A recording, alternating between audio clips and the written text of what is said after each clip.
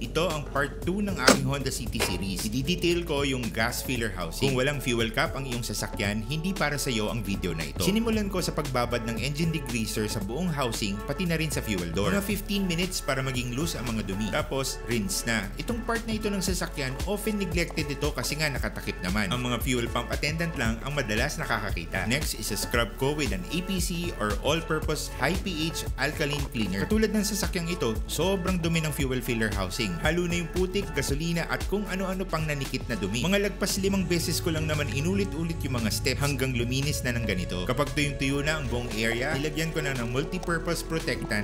Yes, kahit sa metal part, effective ito. Ito na yung mga chemicals na ginamit ko. D-Best Engine Degreaser. Tapos Kosh Chemi Green Star Diluted 1:5. Tapos D-Best Multi-Purpose Protectant. See you sa part 3, engine wash naman. Please subscribe for more.